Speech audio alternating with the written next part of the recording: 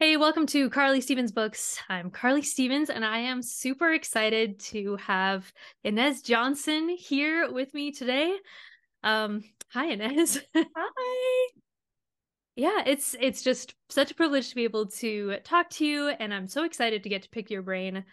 I first heard of Inez and all of her work at the Pikes Peak Writers Conference That was a when I good went time. last year, and it was just such interesting information that I wanted to go a little bit deeper. So before um, we kind of start chatting about things, just a little disclaimer: since I write young adult fantasy for the most part, um, most or many of Inez's books are more of a mature audience.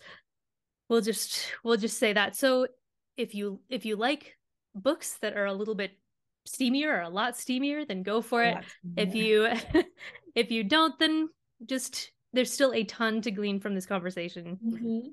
Hmm. So first things first, I guess you started out in television, I believe, uh, Did. yeah. So tell us a little bit about that and how those things have translated to your now very successful author career. So, like most Gen X, I was raised on TV. I was raised on Saturday morning cartoons and after school specials. And I knew that's what I wanted to do. And I wanted to be a storyteller. I knew that much that I wanted to tell stories. And at first I wanted to tell stories, with sound and pictures. And then I love the writing of the story. So for a very long time, I worked in television. I worked in documentary television. I worked in children's television. But I've always been an avid reader and specifically a romance reader. I was reading Harlequins when I was 12 and I never looked back and no one ever snatched them from my hands either. Not that they were very steamy back then. So storytelling, I knew that that was for me. And so I went to school went to college intent on studying television and I did. And I loved it. And I worked in that industry for a number of years. But still constantly reading romance novels, constantly scribbling little stories on the side. And at one point I decided, I see people with this KDP stuff and they're publishing their books. I've got some stories. Let me try it. And I published my first book in December of 2014. And I was just off with the races there. Wow, yeah, I love the idea that you just wanted to tell stories. Like I relate to that so deeply, but for you it looked very different at different kind of points in your life. So you are well aware of different things that make television shows bingeable and how to keep people coming back even after commercial breaks, when there were more commercial breaks than we see now. So what are some of those things that are consistent in just bingeable storytelling, whatever the format might be?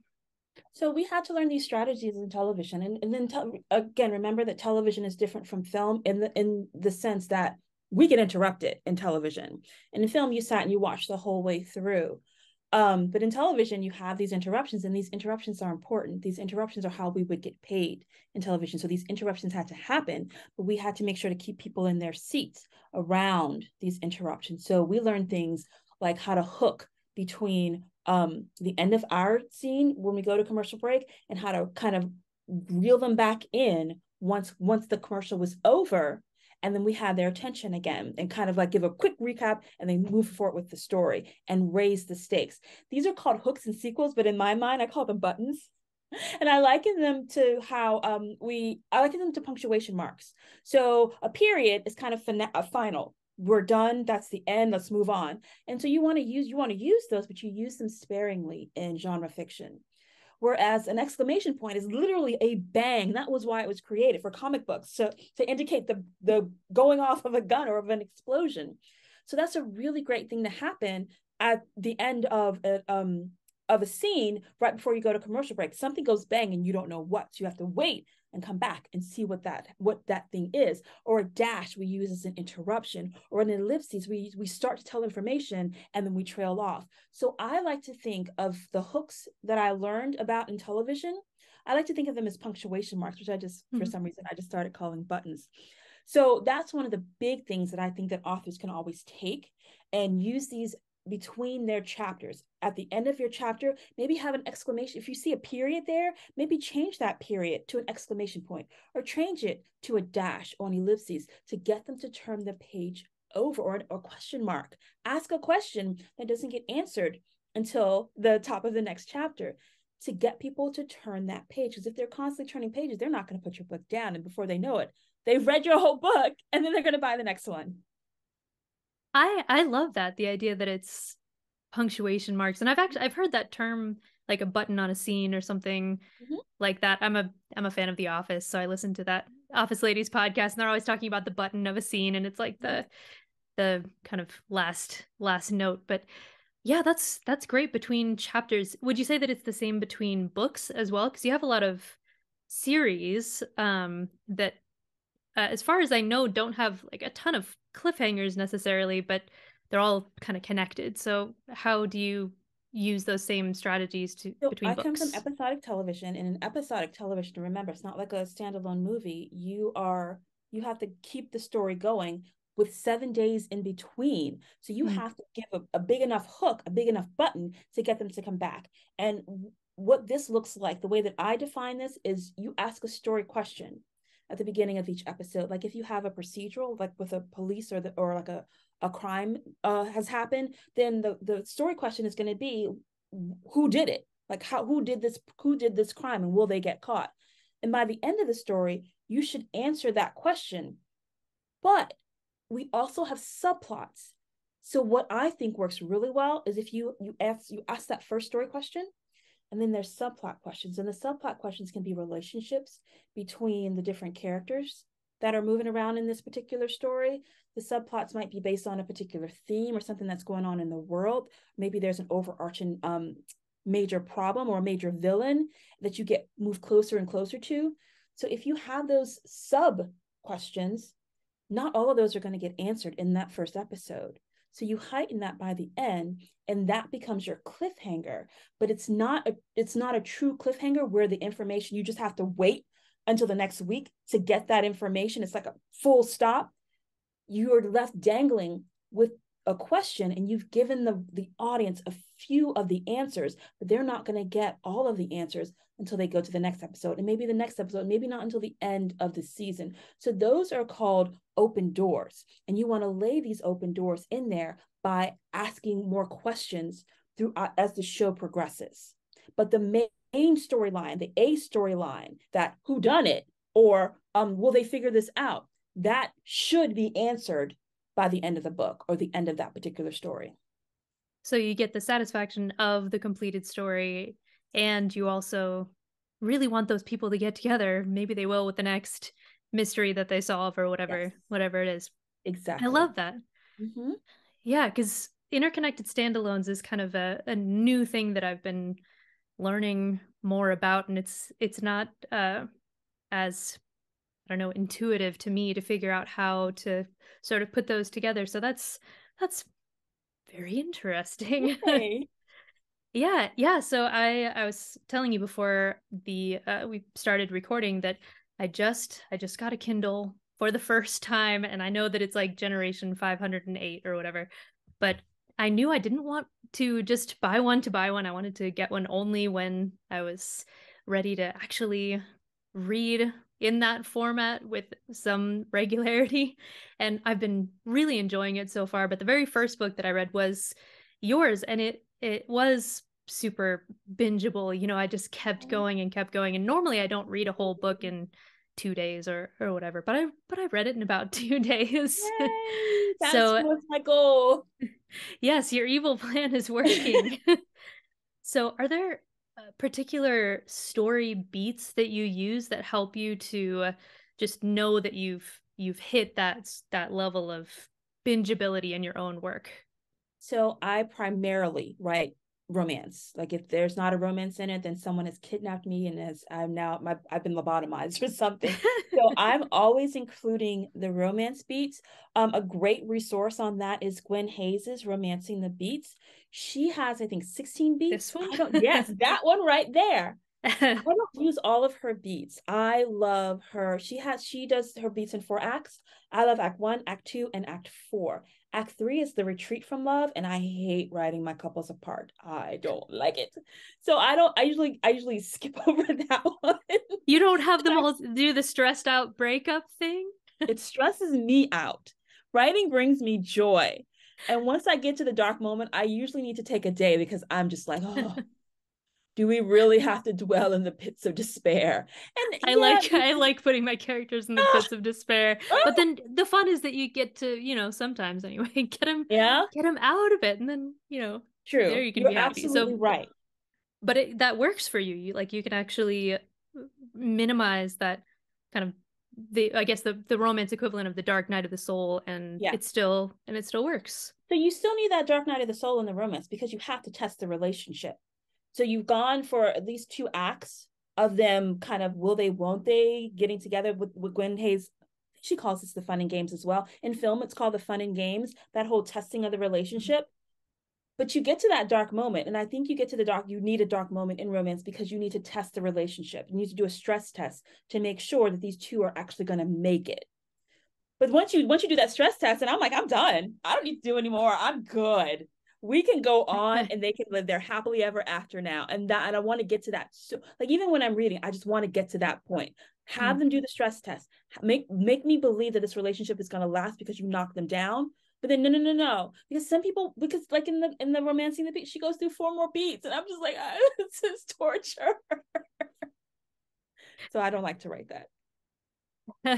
That's that's amazing. I mean, I'm glad that you there's at least some stress because Mm-hmm. for me, I love romance, but I'm also kind of a skeptical person. So, if I see two characters and I'm like, it's good now, but Mm-hmm. like But I need to have a sense that I personally am yeah, shipping them yeah, and they can get together. I So agree. there needs to be that testing of the relationship. I I like that that's still in there, but it's good to know that you can kind of play with the established You absolutely can play with the beats established as beats well. because it becomes that's why it becomes your story. So all of my stories are going to have the romance beats in some fashion or form. But then sometimes there's a mystery in my story. So I need to pull in the mystery beats because there's mystery beats. Or maybe there's a suspense element, and then I need to pull in the thriller or the suspense beats. So I the romance beats are my base, and then I will pull from different places depending upon, again, in my mind these are the subplots. Romance is always my A story, and then anything else is my subplot. Like some people will write a mystery or an urban Mhm. fantasy with a romantic subplot. No, I write a romance with an urban fantasy subplot, so I pull those beats in to support my romances. Okay, okay. So yeah, that's one thing that I've wondered about you. So you are incredibly prolific. I tried to count the number of I books stopped. and I I applaud you. got to 85 and I'm like, I bet there are more. I bet there are more of them and I just Probably. can't find them. But so you're incredibly prolific, which is amazing. Yeah. And all you write is romance, many different kinds of Mhm. romance, but there's always that happily ever Always. after and you have those romance beats, you have people getting together.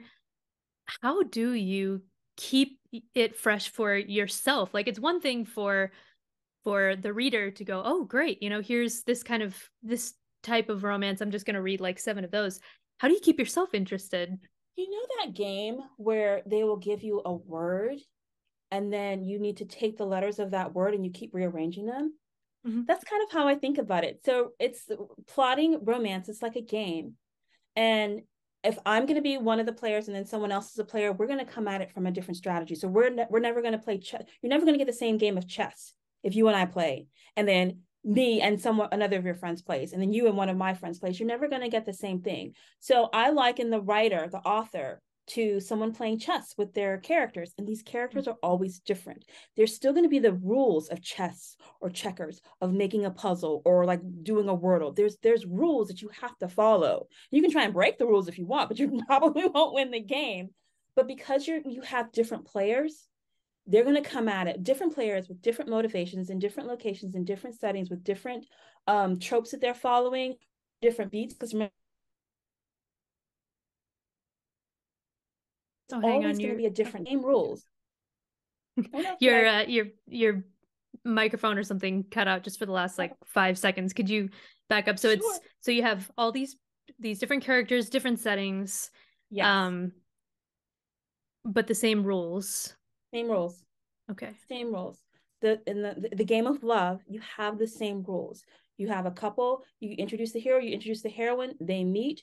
There's a reason that they're like, yeah, this would I do not want to be with this person. So there's a no way beat, but then there's some type of adhesion that brings them together. And that's usually the trope. Maybe it's a marriage of convenience. Maybe it's a sci-fi and she gets abducted. Maybe it's a historical and he needs to marry a wealthy heiress. You have an adhesion point. And then you have the fun and games of them trying not to fall in love and they fall in love. They get to this mirror moment where they're like, this is how I want my life to actually go.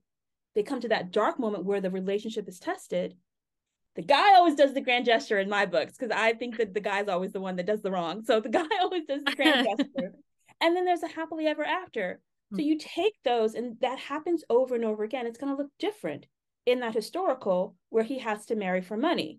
It's going to look different in that sci-fi where he needs to kidnap a human woman because he needs to procreate. It's going to look different if you have that marriage of convenience. If you have that marriage of convenience on a ranch, if you have that marriage of convenience in a city where there's a CEO who's trying to look like he is a family man to the people who he's trying to like do business with. Same beats, same rules, but we just told a whole bunch of different stories in under a minute because we're looking at these different people who are coming to play the game. So I hear what you're saying. I just think of myself and how I would tend to fall into some similar characters. Is there a place where you can look for inspiration? Because you're right. Love stories are love stories, but they don't, Mm-hmm. but they can look just a million different ways.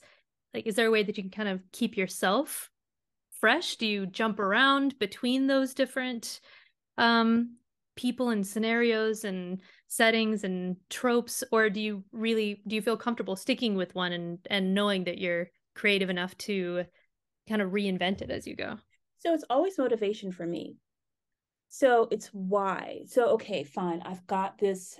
So I wrote a 13 book series, Marriage of Convenience, Wounded Warriors on a ranch. They have to get married in order to stay on the ranch and continue to receive their healing. 13 stories, all different. The first story was the guy who he was wealthy. It was the billionaire trope, and then the small town girl trope. He thought he could never be a lovable person. She was orphaned young. She thought she could never be a lovable person. They came together and realized they were wrong. In the next story, it was a woman who just wanted to go to college. That's all she wanted.